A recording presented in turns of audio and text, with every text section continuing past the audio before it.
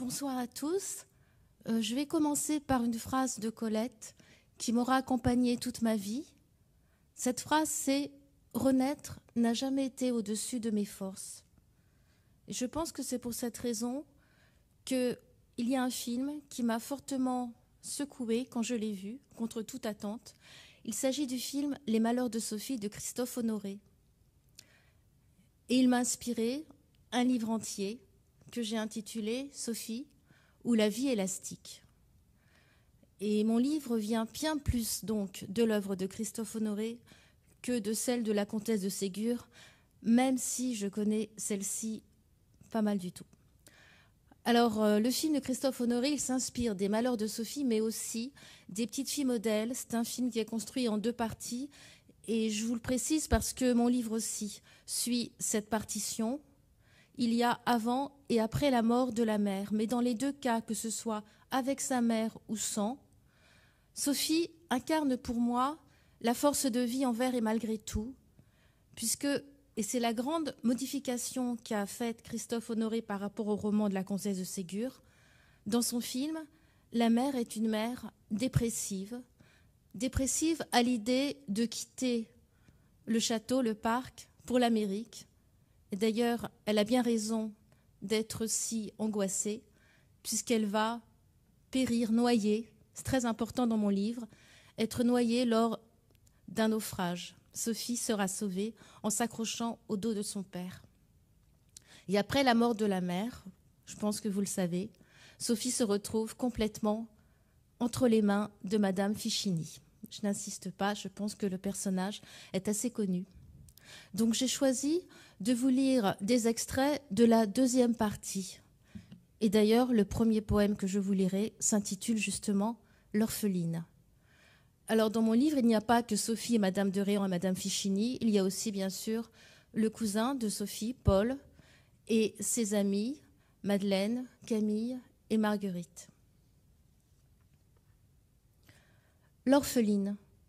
Sophie court dehors avec tous les enfants, surtout avec la neige. Elle court avec tous les flocons de la neige. Moi, je suis sur terre, mais du ciel tombe ce qui s'oublie et qui revient au visage renversé. Étourdie, Sophie s'accroche à un rameau. Les curieux baisers continuent et mouillent la figure et rendent presque heureuse. Embrassée par sa mère qui passait par là, Marguerite a un cri plus joyeux. Sophie casse ce qui lui donna la main. Elle préfère aller plus loin, vers le vieux pin qui s'est couché et même accoudé sur une branche qu'elle enjambe. Il est ridicule, mais elle l'aime bien. Elle aime. Marguerite pousse un cri d'horreur. « Sophie, tu as écrasé les fleurs de Madeleine. » Sophie aime grimper par l'ouverture des branches. Ce serait bien de cueillir des pommes de pin que l'automne a faites lourdes et grosses, lourdes surtout.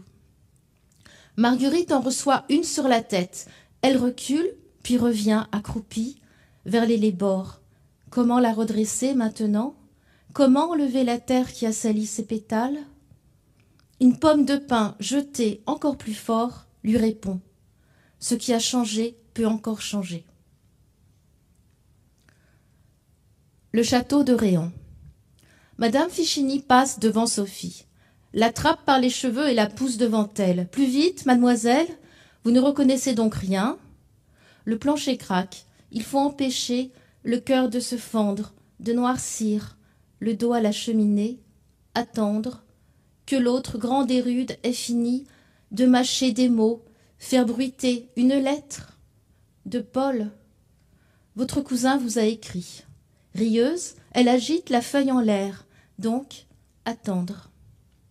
Ma Sophie, hier nous sommes allés. Madame Fichini s'arrête de lire, souriante, regardant Sophie ne rien dire, même quand la lettre n'est plus qu'une boule de papier. Tenez, mettez-la au feu. Sur la paume de Sophie, la boule s'ouvre presque, bouge. Paul, resté en Amérique, se promène. Il voulait un perroquet. C'est arrivé. Soudain, Madame Fichini tourne l'enfant vers le feu. Mais déjà, Sophie a lancé la lettre, la voix sursauter sur la flamme. « Montrez-moi, Sophie. »« Quoi » Des larmes, quelque chose, que vous êtes malheureuse. Je ne suis pas malheureuse, je suis heureuse. Vraiment? Oui, je suis heureuse que Paul m'a écrit. Un coin tranquille. Sophie ne bouge pas sous la couverture. Elle touche seulement son épaule, recourbe ses doigts. Le perroquet bleu s'appuie, tantôt sur une épaule, tantôt sur une autre. Paul tient bien droit sa tête pour qu'il ne s'envole pas. Immobile, Sophie glisse, silencieusement entre les buissons, où se cachent les Indiens, regardant le garçon courageux de tous leurs yeux. Elle entend le faible bruit que font les pieds des Indiens sur les feuilles. Le perroquet soulève un peu ses ailes. Paul tourne la tête à droite et à gauche, comme ça, revoir son beau sourire. Nus à part quelques plumes, les dos sombres se déplacent. Ce n'est pas dans un livre. 3 visages coloriés continuent l'histoire. Balancé sous son chapeau trop grand de cow-boy, Paul va bien, il fait jour encore. Plus haut et par terre aussi, des feuilles se défroissent sous les sabots tranquilles du cheval qui le porte. Sophie a vu la flèche mais ne peut pas le lui dire. Le cheval continue d'un pas tranquille.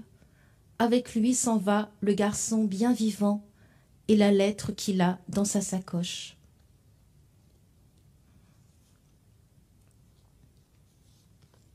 C'est là.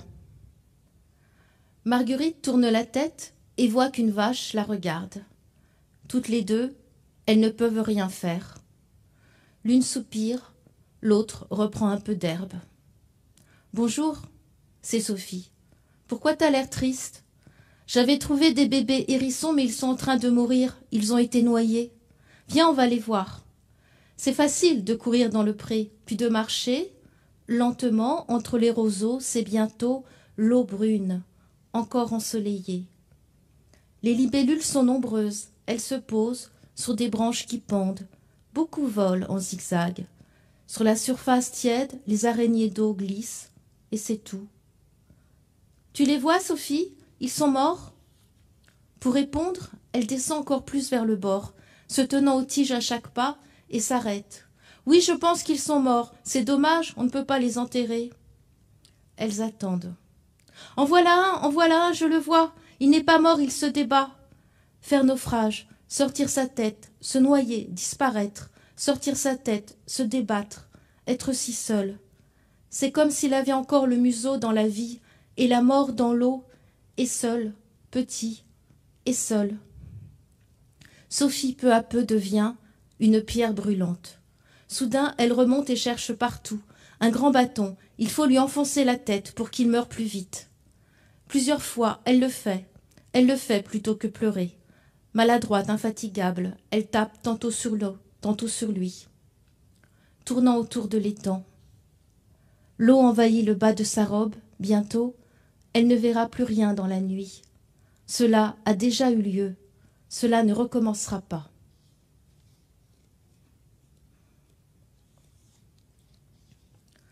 Tu veux neiger ? Les flocons sont de toutes petites personnes. Ils cherchent partout et chacun pour soi. Une lettre, déchirée par milliers que l'on voit dans la nuit, traînant sa cape dans l'escalier qui plonge avec ses marches jusqu'à l'allée de gravier assez ouverte, pour hésiter, pour, entre les ifs, une robe blanche. Courir ne la rapprochera pas. Sophie la regarde, un moment disparaître. Il ne faut pas avancer. D'un pied, maman disparue. Courir ne l'a pas rapprochée.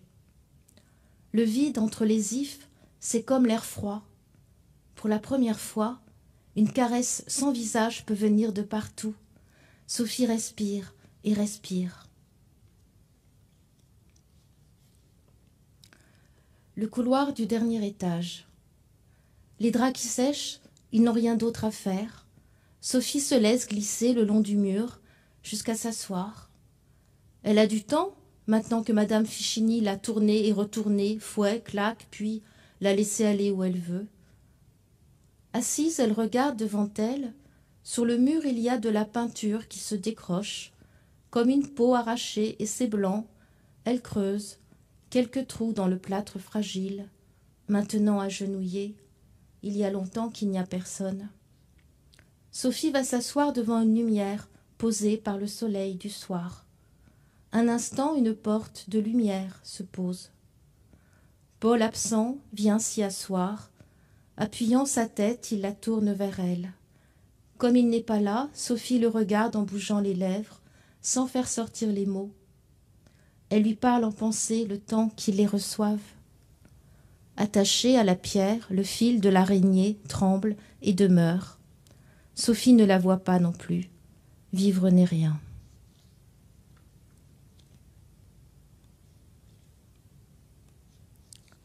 Un an a passé. Pour réfléchir, Madame de Fleurville et Madame de Rosebourg se promènent. Leurs 3 filles jouent. Elles ont cassé des grosses branches pour en tirer des plus petites. Camille tombe, les autres se jettent dans l'herbe pour rire aussi. Puisque Madame Fichini part en Italie, prenons Sophie avec nous.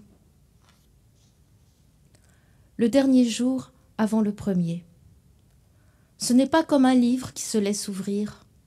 Sophie tourne autour de la statue, une femme, nue en train de recouvrir un immense vase, couché lui aussi.